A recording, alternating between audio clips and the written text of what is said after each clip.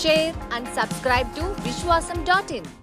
ఉచిత పథకాలు పెట్టి జనానికి చేరువైన నాయకుడు వైఎస్ రాజశేఖర రెడ్డి. సంక్షేమం అంటే ఇలాగే ఉంటుంది అనే స్థాయిలో ఆయన చేసి చూపించాడు అని ఆయన అభిమానులు ఎంతో గొప్పగా చెప్పుకుంటుంటారు. అలాంటి వైఎస్ని మించి జనం మనసుల్లో నాటుకున్నారా? ఎలా? అసలు ఈ మాట ఎవరు చెప్తున్నారు? రాజకీయ లెక్కలు తలకిందులు చేసే సంగతి ఏంటో చూసే ముందు విశ్వాసం.in సబ్స్క్రైబ్ చేయండి, లైక్ చేయండి, షేర్ చేయండి. వైఎస్ దీన జన బాంధవుడు, ఆసరా లేని పెద్దలకు పెన్షన్లు ఇచ్చిన ఘనుడు, రైతుల కోసం పనిచేస్తాడు అనే ముద్ర పడిన నాయకుడు.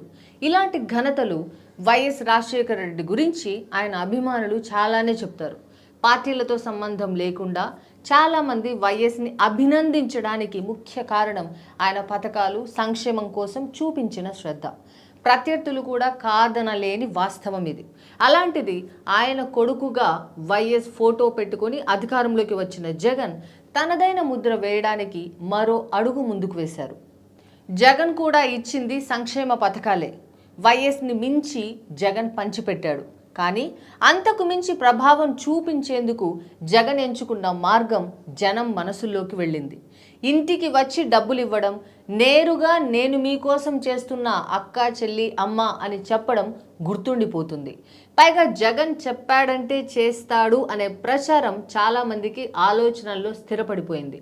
అందుకే ఇప్పుడు ఏపీలో చంద్రబాబు జగన్ను మించిన పథకాలు ఇస్తానని చెబుతున్నా కూడా ఓ వాదన గట్టిగా వినిపిస్తోంది. ఎన్నికల్లో పథకాలు ఇవ్వడమే అజెండా అయితే పథకాలు ఇచ్చిన వాడే గెలుస్తాడు అనుకుంటే జగన్కే అడ్వాంటేజ్ ఉంటుంది అని కాస్త ఆలోచన ఉన్నవాళ్ళు ఎవరైనా చెప్తారు. ఎందుకంటే జగన్ పథకాలు జనంలో నమ్మకాన్ని కలిగించాయి.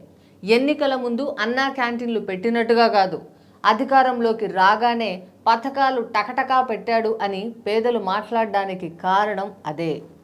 అంటే సంక్షేమంలో వైఎస్ని మించి జగన్ మోడల్ జనంలోకి వెళ్ళింది. ఇక రాజధాని మాట ఏంటి? ఉద్యోగాలు వచ్చాయా లాంటి ప్రచారాలు, ప్రశ్నల సంగతి అంటారా? సగటు మనిషి ఎప్పుడు మనకేంటి, తానేంటి అనేది మాత్రమే ఆలోచిస్తాడు. అందుకే వాడు సగటు మనిషి. అలాంటి మనిషి గుండెల్లో ముద్ర వేసిన తర్వాత మిగతా విషయాలు ప్రభావం చూపించే అవకాశం తక్కువగానే ఉంటుంది. ఎవరు అవునన్నా కాదన్నా ఒక్కటి మాత్రం నిజం, జగన్ సంక్షేమం జనం మనసుల్లో ముద్ర వేసింది. ఇదే విషయాన్ని పేదల్ని కదిపితే అర్థమవుతుంది. మీరేమంటారు? మీ అభిప్రాయాన్ని కామెంట్స్లో చెప్పండి. Like, share and subscribe to Vishwasam.in.